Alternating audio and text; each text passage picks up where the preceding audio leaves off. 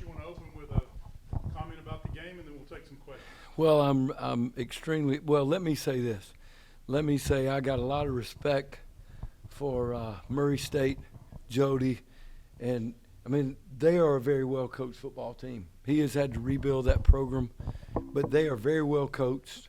They have good schemes. They create problems for you offensively, defensively in the kicking game. So I give their kids a lot of credit, and I got a lot of respect for their coaches. I know a lot of the coaches that are over there. So that would be the first thing I would say. But I am very proud of our players, mainly because they competed for 60 minutes. And it didn't matter who was in the game, and it didn't matter who we were playing. And that is not a lack of respect for our opponent. But it will never be about the other team. It will be about how we play. And that's what our standard is. We have a standard of how we should play. And one of those standards is playing for 60 minutes and not looking at the scoreboard. I think our players did that tonight. I don't think they ever looked at what the score was, what the situation was. They just played. I thought our guys have given great effort. We've not not done everything perfect, but our guys play hard. And I thought they played hard tonight. I thought we came out a little bit flat offensively. We weren't hitting on all cylinders, but that's why you got to be able to run the football. If you can run the football, you got time to get into that rhythm. I thought we got better offensively, in passing efficiency. When I say passing efficiency, that's not just the quarterback. It's getting in sync with the receivers. It's protection with the offensive line. Our offensive line has done a lot better job in pass protection. I don't think we gave up a pressure tonight. And when we did, the quarterbacks did a good job of stepping up. Defensively, I thought we tackled better. We didn't have explosive plays, which is something that we've been, working on. We had a heck of a stop down there in the red zone where we got an interception, and then we had a turnover, and we got to eliminate those. I think the two most disappointing things for me personally, and listen, it's my fault. It's my job to get the team ready to play. When I tell them before we go out to play, the mistakes are mine, the effort's yours. So I got to do a better job. We have been good on the penalty side of things, and tonight we had too many penalties, and it stunts you on offense when you're behind the chains. It gives them extra possessions, against our defense, their offense. And you can't do that. You can't give well-coached teams extra possession because they're going to convert. So special teams, the kickoff coverage was better. We got to see a lot of different guys on it. But that's something, listen, the most violent play in football is kickoff coverage. It is speed and space. You never, ever can relax or not be intense about it because that's, it's just a hard play. So we got to be on top of that all the time. But, that's what I saw out there. I might have missed something, but that's what I saw. Questions? Your running backs were really productive today. Mm-hmm. If you could talk about them, and also what is Andrew Paul's status? Well, I will say our running backs were very productive. That all starts up front. I think our offensive line does an incredible job. We're very young there, but you know what? I wake up every morning wishing I was young. So that's a good thing. But the backs run hard. They trust the offensive line. There's a lot of trust factor there. And they break tackles too. So I'm extremely proud of I've said it before, our entire running back room, because I think we got some talented guys there. And Cam Cook, everybody wants to talk about Cam when he's got the ball in his hands. Just you ought to watch videos of when he doesn't have the ball in his hands, the way he plays. I mean, these guys know it. They know it's not selfish to him just to want to get carries. He wants to do whatever it takes to win. Andrew Paul, yes. Andrew, we got a pretty good chance to get him back next week. We could have pushed it a little bit this week. We felt like he needed probably another couple of days, but I expect that we should have him back for Southern Miss.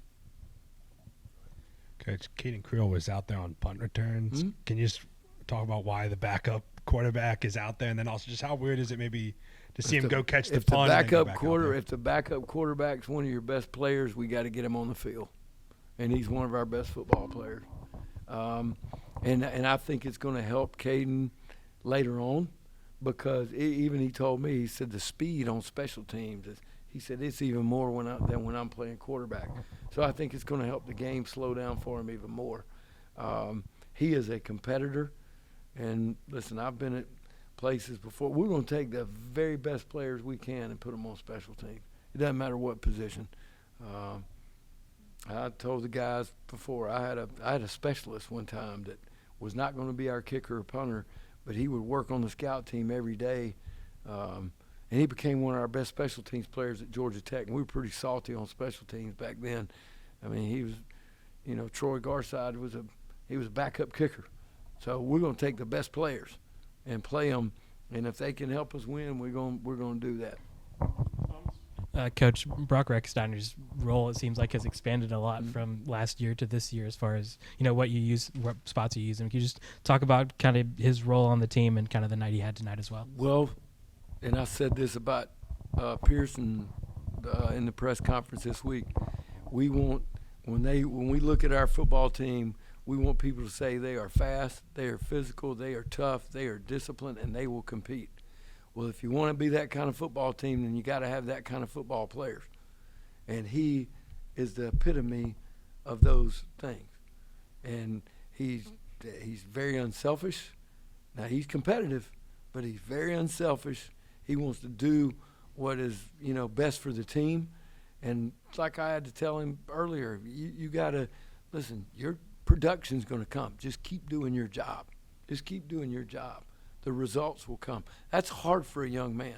It's hard for me, because we grow up in a result-oriented society. It's all about the results. But you have to understand there's a process that you got to go through in order to get those results. And he's done that, and he's reaping what he sowed a long time ago. He was one of the first guys I talked to when I got here. I was like, I think he might have been the first or second guy that I put on scholarship when I got here. I mean, I watched him, Walker Osteen, Jalen Likely. I mean, those guys, they play the game the way it's supposed to be played. And if you want your team to be like that, then you got to have players like that. Good. It was the first 200-yard passing game of the season, but you only had 2 passes that were thrown more than 15 yards that were completed. What does this offense maybe need, and especially on the passing game, need to do going forward? Well, the whole key in the passing game is passing efficiency, how efficient you are. It's not the number of yards. I mean, we used to play teams that were air raid. They were going to throw for 300 yards. Well, they threw the ball 60 times, but they never scored any points. Everybody liked it, but, it wasn't very efficient. So sometimes you got to take what they give. And they were playing like they were doing a lot of 8-drop, playing soft coverage to try to eliminate those, explosive plays. Now, we're going to see some more teams that say, you know what, these running backs are strapped up. We're going to have to drop an extra guy in there. Well, that's going to open it up, a little bit more. So I think that if we just focus on the efficiency of converting, getting first downs, and when we do have our shot to get an explosive play, we got to be able to do that. But, when they play too high safety, sometimes you're not going to get a lot of those routes, down the field. Christian Lando got 11 carries today and seemed to do something. Could you talk about what you saw from him? Well, Christian, I think he scored his first touchdown tonight. I think that was his first touchdown. I went down and congratulated him. He's another one. Just comes to work every day. He's hard to bring down. He was hard to bring down this summer when we were scrimmaging. Listen, Max Thurman does a great job of coaching these backs, of taking care of the football and running hard. And they run to contact. They don't run away from it. They run to contact, and they play like the personality of their coach. But Lando's done, he takes care of the football. He runs really hard, and He's a talented young guy. Coach, thank you. Thank y'all. You got one more? Go ahead. It seems like offensively you guys have made a lot of leaps and bounds from first game to now. Could you talk about what Clint Trickett's doing managing that offense? Well, I think I've said it before. I think Clint's one of the brightest guys in college football. He's got a good staff around him. I will say that. He's got a really good staff around him, and it starts up front with his dad, Taylor Housewright, Lawrence Dawsey, Max Thurman, who I mentioned, all those guys, and they work good together. But Clint is a bright guy. He is very creative, and he understands what it takes to win. You know, it's not all about statistics on one side, whether it be passing or running. He's going to what I think he does an amazing job of taking what we can do and say, okay, this is what we are, and I'm going to think about my players first, and then I'm going to think of plays second. I think he does a great job with that. Questions for these guys?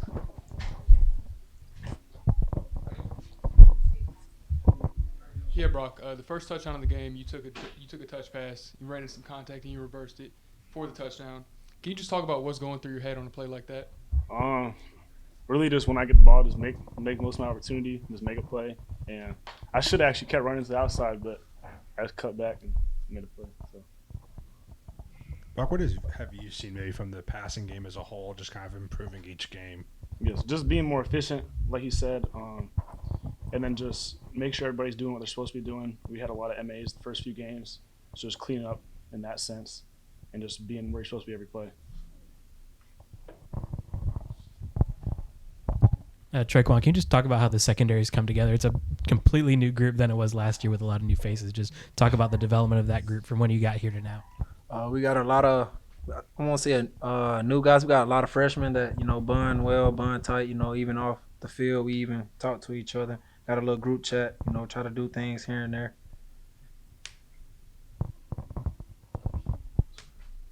And just what was it like watching Walker get that interception in the first half? Oh, man, if he get it, we all get it. So that's a W for everybody. You kind of have made a habit of being able to take maybe a short pass and breaking it out. Kind of just what about you allows that? And what's your mentality maybe when you get a screen or a short pass? Just playing hard and going towards contact. I like contact, so breaking tackles. So yeah, just making a play out of nothing. Tre'quon, it seems defensively you guys have really good chemistry. Could you describe where that comes from and how you guys have built that? Just putting trust in our coach, our defensive coordinator, Coach B-Dub.